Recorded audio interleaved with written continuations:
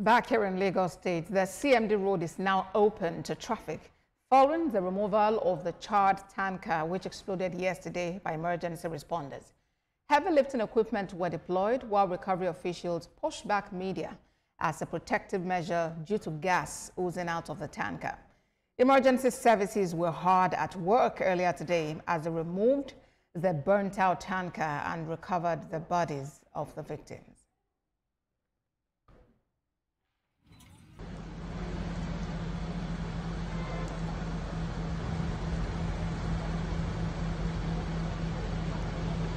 Fire service officials tried to dampen down the charred remains of the tanker, with the gas fumes and odor still evident. Recovery trucks also removed debris from the explosion site.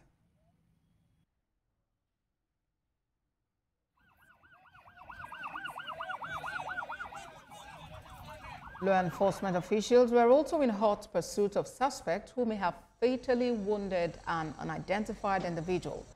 Hoodlums attempted to take advantage of the situation near the scene, but law enforcement officials quickly restored order.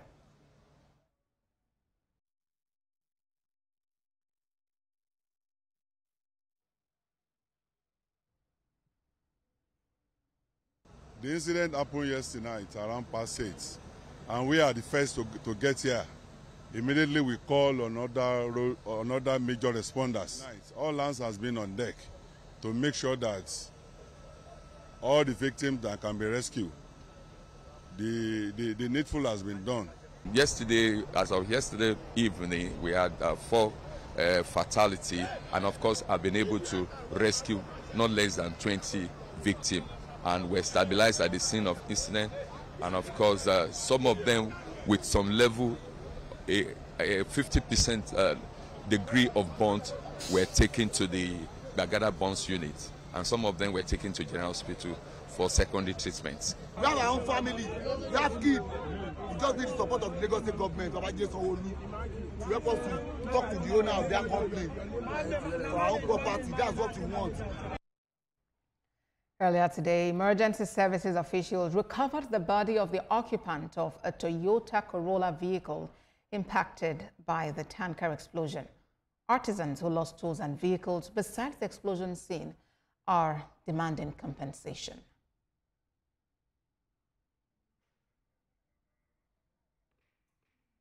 Well, Sarah Yeku has been at the scene of the incident, monitoring the situation. She joins me now for more. Sarah, what is the latest on this gas tanker accident?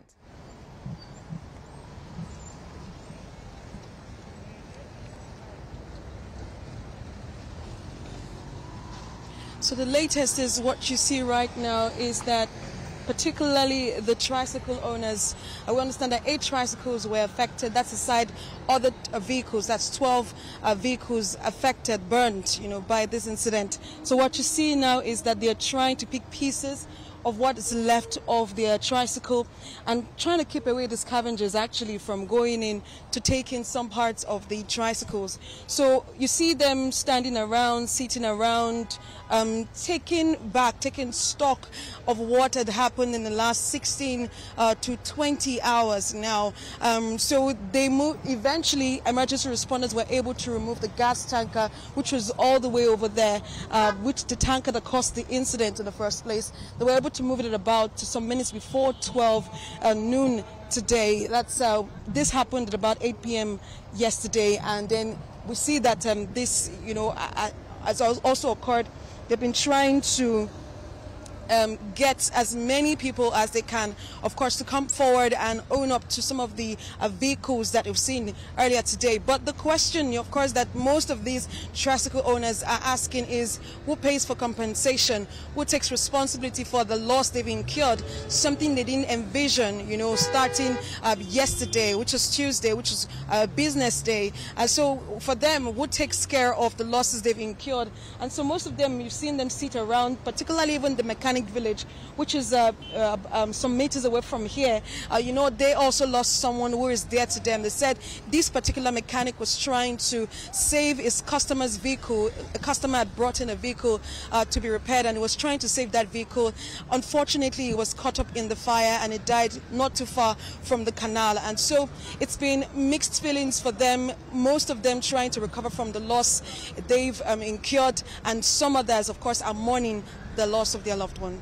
Indeed, Sarah, the loss is, you cannot call it unquantifiable. We understand that tanker costs about 100 million naira and a tricycle costs about 3 million naira. So just imagine how much, you know, people have lost to this unfortunate incident. Real question as to who would take responsibility and restore these people, you know, compensate them really. A big question. Are you hearing anything just yet, maybe from government or about the management of this gas company?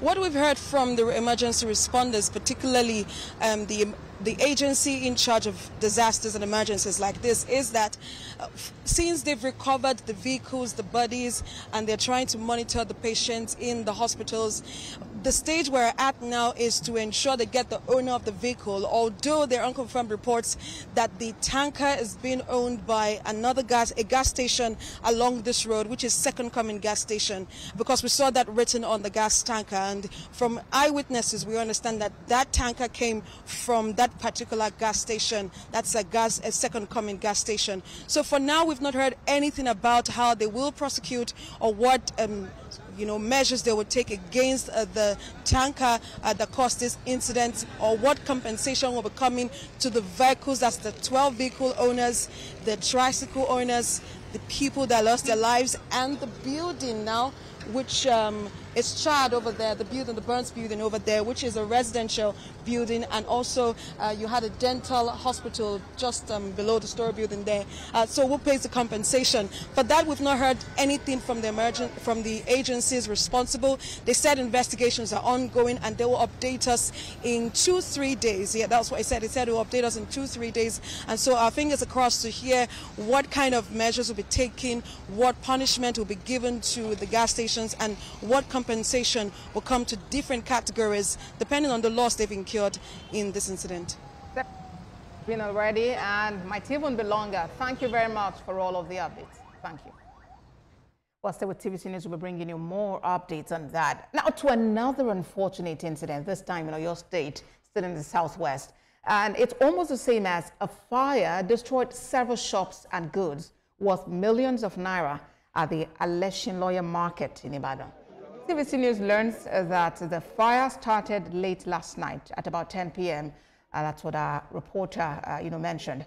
General Manager of the Oyo State Fire Services, Akinyemi Akanyenka, confirmed the incident and said officials were deployed immediately the incident happened.